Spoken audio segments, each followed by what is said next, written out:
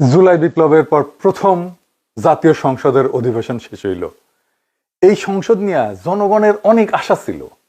এই সংসদে আছে মাঠ থেকে উঠে আসা ছাত্র বিপ্লবীরা, আয়নাঘর থেকে ফিরে আসা মজলুম, ফাঁসির মঞ্চ থেকে ফিরে আসা রাজনীতিবিদ, নির্বাসনে থাকা রাজনৈতিক নেতাকর্মী, জেলে থাকা গুলি খাওয়ার লড়াকুরা। কিন্তু সংসদ কেন জানি আমাদের আশাহত করছিল। কেন? সংসদ নেতা নিশ্চুপ, বসে থেকে টেবিল থাবড়ায় খালি। সরকারি দলের অধ্যক্ষ, বিরোধী দলকে মাত্রা ছাড়া আক্রমণ, আর শিলং সালাউদ্দিনের ডিফ্যাক্টো প্রাইম মিনিস্টার হয়ে বসা। জনাব সালাউদ্দিন আহমদ সংসদ নেতার পক্ষে বক্তব্য রাখছেন। মাননীয় স্বরাষ্ট্রমন্ত্রী। মাননীয় স্পিকার, আপনাকে ধন্যবাদ। ইয়েস মাননীয় স্পিকার, আমি মাননীয় সংসদ নেতার পক্ষে বক্তব্য রাখছি। শিলং সালাউদ্দিনের একটা স্বীকারোক্তি আছে সংসদের ভেতরেই, কইছে জুলাই সংসদে সাইন করাটা এটা বাধ্য হয়ে করছে, এটা করতে চায় নাই। এটা কারণ যদি সংস্কারের বাহানায় নির্বাচন না হয়, সেই জন্যই বিএনপি সবকিছুতে আপোষ করে জুলাই সনদে সাইন করেছে। শুনেন।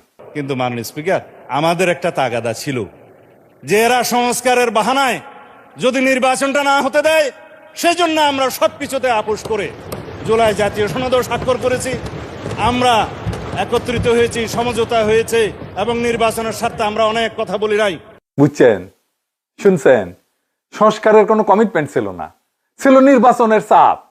এটা হঠাৎ বলে নাই শিলং সালাউদ্দিন, আগে থেকে শুরু হয়েছে। এটা 1 নভেম্বর 2025 প্রেস ক্লাবে মেজর হাফিজ কইছে, এখন যে স্পিকার সে কইছে নির্বাচন হওয়ার স্বার্থে অনিচ্ছা সত্ত্বেও বিএনপি অনেক কিছু মেনে নিছে। আবার মেজর হাফিজি গণভোট নিয়ে ফেব্রুয়ারিতে নির্বাচনের কিছু আগে আরো স্পষ্ট কইছে যে গণভোটে রাজি না হইলে নির্বাচন দিত না, তাই রাজি হইছে। শুনেন। এই গণভোটের কোনো আইনগত ভিত্তি নাই। এটি সম্পূর্ণভাবে একটি গোষ্ঠী জনগণের উপর চাপিয়ে দিয়েছে। আমাদের দল বিএনপি এটাতে প্রথমে রাজি হয়নি, কিন্তু দেখা গেল যে বিএনপি যদি রাজি না হয় তাহলে আর নির্বাচনই হয় না, এরা নির্বাচন ছেড়ে বাড়ি চলে যাবে। মানে যে সংস্কার, যে সনদ, যে গণভোট, এগুলোর কোনোটাই বিএনপি বিশ্বাস করেনি, সব মেনে নিছে নির্বাচনের লোভে। আবার সেই মেজর হাফিজি বলে আমরা বদ্ধপরিকর জুলাই সনদ বাস্তবায়নের জন্য, এটা নাকি দেশের সম্পদ। শুনেন। আর জুলাই সনদ দেশবাসীর সম্পদ। প্রত্যেক রাজনৈতিক যারা সংসদে যাদের প্রতিনিধিত্ব আছে তারা সবাই জুলাই সংসদে স্বাক্ষর করেছেন। বিএনপিও আমি মনে করি তারা জুলাই সংসদ বাস্তবায়নে বদ্ধপরিকর। দেশের সম্পদ, ক্ষমতা পেলে তখন এটা দেশের সম্পদ। মানে কোনো কনসিস্টেন্সি নাই তাদের, আলাপ আলোচনা কথাবার্তার কোনো কনসিস্টেন্সি নাই। একবার এক কথা বলে, আরেকবার আর এক কথা বলে, যখন যেটা কাজে লাগে সেটাই বলে। এর মধ্যে হইল কয়েকটা গুরুত্বপূর্ণ অধ্যাদেশের অপমৃত্যু এই সংসদেই ঘটলো। আর একটা ঘটনা, অপমৃত্যু।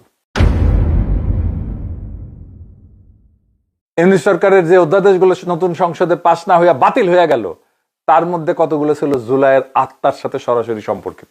গুম প্রতিরোধ অধ্যাদেশ, মানবাধিকার কমিশন অধ্যাদেশ, বিচার বিভাগের পৃথক সচিবালয়ের অধ্যাদেশ, সুপ্রিম কোর্টের বিচারপতি নিয়োগের অধ্যাদেশ। এগুলো হইলে সেই অধ্যাদেশ যেগুলো আয়নাঘর ভিকটিমদের জন্য, গুম হওয়া ছেলেদের মায়েদের জন্য, ফ্যাসিবাদের শিকার পরিবারগুলোর জন্য তৈরি হয়েছিল। বিএনপি সরকার এই অধ্যাদেশগুলো কার্যকারিতা হারায় নষ্ট হয়ে যাইতে দিল। বিএনপি যে সমস্ত যুক্তি দিল সেগুলো মিথ্যা এবং বানোয়াট। আমরা সেটা প্রত্যেকটা খণ্ডন করছি। আর তারেক রহমানকেও এর পার্ট বলেই মনে হইল, কারণ সংসদে যখন এই মেটাকার চলতেছিল তখন তারেক রহমান টেবিল চাপড়ায় উৎসাহ দিতেছিল। যখন বিরোধী দলের উপরে ঝাঁপায় পড়তেছিল সরকারি দলের সংসদ সদস্যরা, মন্ত্রীরা, এমপিরা, তখন তারেক রহমান বসে থেকে টেবিল চাপড়ায়।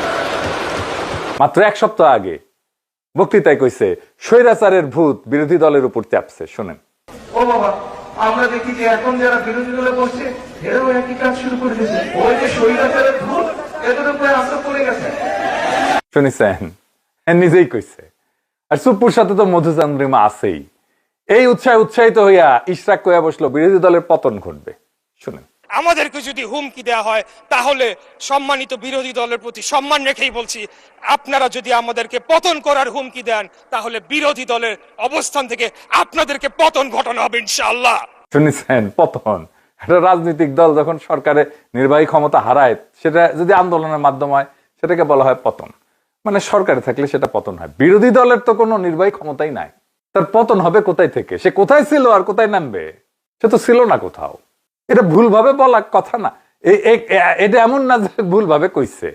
এটা হইতেছে একটা মানসিকতা, মেন্টালিটি, ফ্যাসিস্ট মানসিকতা। যে মানসিকতা হাসিনার ছিল, বিরোধী দলকে ধ্বংস করবে, নির্মূল করবে। ইশরাক কম বয়সী, ওই একই কথা মির্জা ফখরুল কইছে, জামাতে ইসলামকে নির্মূল করা হবে, পিছে আবার লাগিয়ে দিছে রাজনৈতিক ভাবে। তাদের যে অতীত ইতিহাস, সেই ইতিহাস আমরা সবাই খুব ভালো করে জানি। সেই কারণেই সমগ্র জাতি অত্যন্ত সচেতনভাবে তাদেরকে প্রত্যাখ্যান করেছে এবং আগামীতে যেন পুরোপুরি তাদেরকে নির্মূল করা যায় রাজনৈতিকভাবে, সেইভাবেই আমাদেরকে কাজ করতে হবে। এই বুড়া হাঁটতে পারে না ঠিক মতো, জামাতে ইসলামকে নির্মূল করবে, সেই একই বাকশালী মাইন্ডসেট, বুঝিসাও। তারপরে তার একটা ঘটনা ঘটলো, আপনারা সবাই দেখছেন। কি সেটা? শাহবাগ থানা মব। এর মধ্যে শুরু হইলো ছাত্র দলের আর এক কীর্তি। শিক্ষা প্রতিষ্ঠানগুলোতে শিবিরের সাথে পায়ে পাড়া দিয়া ঝগড়া করলো, গুপ্ত লিখলো, গুপ্ত তো আবার ঠিক মতো লিখতে পারে না। তারপর শাহবাগে থানার মধ্যে ডাকসুর 2 নেতাকে মারধর করলো। অভিযোগ কি? সবাই জানে, একটা ফেক স্ক্রিনশট। সেই ফেক স্ক্রিনশট নিয়ে মামলা দিতে জোবায়ের গেছে থানায়। থানায় নাকি ওসি ছিল না, থানার মধ্যে পেটানো হইলো, পেটাইতে দাওয়া হইলো। প্রফেসর ইউনূসের আমলে যারা মব মব করে চিল্লাইতো, তারা এখানে মব দেখলো না। আর বাঙ্গুল লিবারেল দেশ সিপাহসালার নেত্র নিউজের এক্সিকিউটিভ এডিটর সেই মব হামলাকে সেলিব্রেট করলো, কইলে এটা দেখাটা নাকি খুব তৃপ্তিদায়ক। ইংরেজিত কইছে তো, তাই ঠিকই কইছে, তাই না?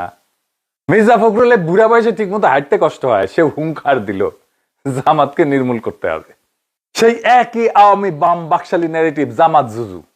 দুঃখের কথা হইতেছে কতগুলো এখন বিএনপির মুখে, যারা কিনা 15 বছর জোটের শরিক ছিল, যাদের সাথে কাঁধে কাঁধ মিলে আন্দোলন করছে, যাদের সাথে একসাথে সরকার গঠন করছে, যাদেরকে মন্ত্রিত্ব দিছে, যাদের গাড়িতে জাতীয় পতাকা তুলে দিছে, তাদের সাথে এখন এটা করতেছে, সব ভুলে গেছে। তা এইটা কি বোঝায়? এটা যা বোঝায় তা হইতেছে ভারতের কাছে আত্মসমর্পণ। এর মধ্যে আরো নানা ঘটনা ঘটছে। আমি একটা ভিডিও করেছি, ভারতের কাছে তারকের আত্মসমর্পণ। এই যে এটা না দেখলে দেখে নিন। 7 এপ্রিল 2026 তারেক রহমান রীতি বহির্ভূতভাবে বিজেপির সভাপতি নীতিন নবীনের কাছে চিঠি লিখে আমন্ত্রণ জানিয়েছে প্রাইম মিনিস্টার হিসেবে।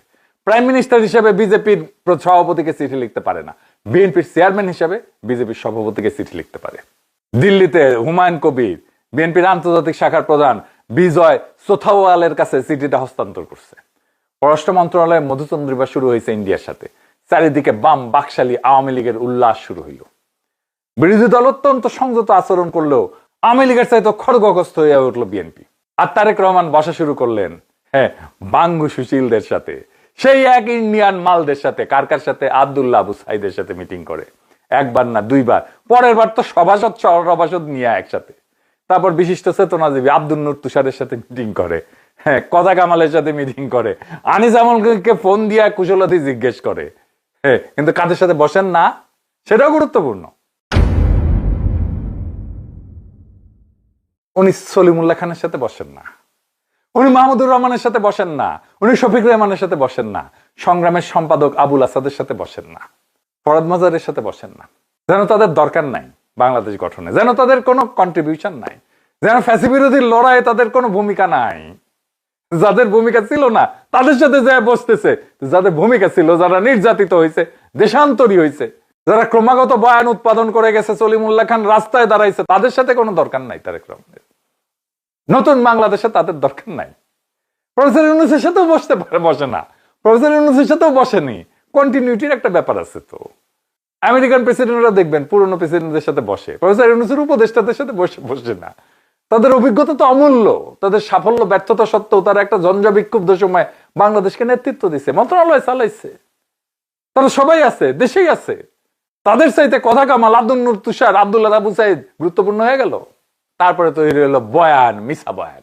কেমন? হামেদটিকে নিয়ে তারেক রহমান বললো এক কথা, বলল আমরা সব রাজনৈতিক দল সবাই মিলে একটা স্বৈরাচারকে এই দেশ থেকে বিতাড়িত করছি। এবং আরো দুঃখজনক ব্যাপার হলো অন্তর্বর্তী সরকারের সময় শিশুদের হামের টিকা গত কয়েক বছর থেকে বিদেশ থেকে আমদানি করা হয়নি। এই সংসদে আজকে আমরা যারা উপস্থিত আছি, আমরা সকল রাজনৈতিক দলগুলো এবং এই সংসদের বাইরেও রাজনৈতিক দল আছে, যারা সকলে মিলে একটি স্বৈরাচারকে এই দেশ থেকে বিতাড়িত করেছে।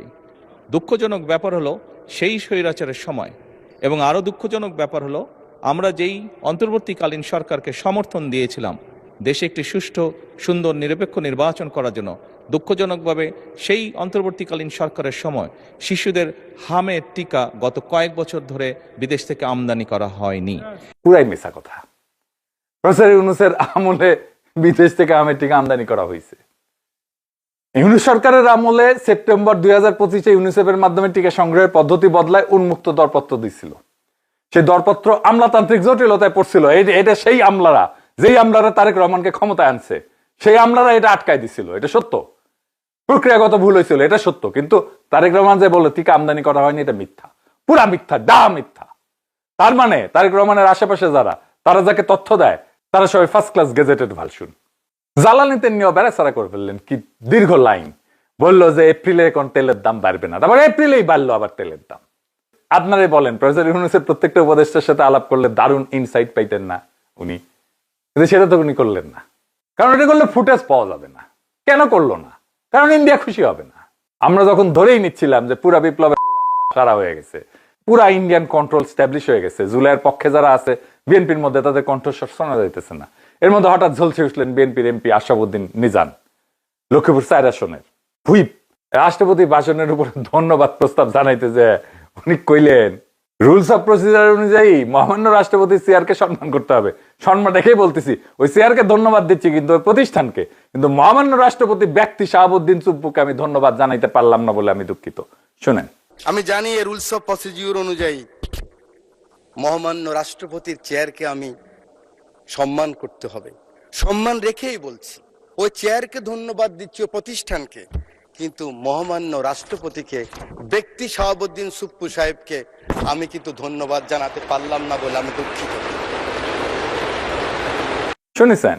আমি এটা শুনে উনার আগের কিছু বক্তব্য দেখলাম, আগে যখন খালেদা জিয়া সংসদে ছিল সেই সময়, যে দারুণ একটা ন্যাশনালিস্ট লিডার, একদম ইয়াং একজন ন্যাশনালিস্ট লিডার, আমাদের সাথে বরাবর আর কি। দেখেন, শুনেন তার বক্তব্য, শুনেন। এই যে যুগান্তর সহ অনেক পত্রিকা 12/5/2013 তারিখে লিখেছেন 1,50,000 গোলা বারুদ ব্যবহার করেছে। আমি সেই সম্বন্ধে বলতে চাই না, কিন্তু এই কওমি মাদ্রাসার মানুষগুলি, এই ফুরকানিয়া মাদ্রাসার মানুষগুলি, এই মাদ্রাসার মানুষগুলি, মসজিদের মুয়াজ্জিন ইমাম সাহেব, আপনাকে, আমাকে, সকলকে, অনেককে, যারা মুসলমান, আমার মা যখন আমাকে ফুরকানিয়া পাঠিয়েছেন, বিসমিল্লাহির রহমানির রহিম আমি যখন শিখলাম, আউযুবিল্লাহ শিখলাম, এই মানুষগুলির হাতেই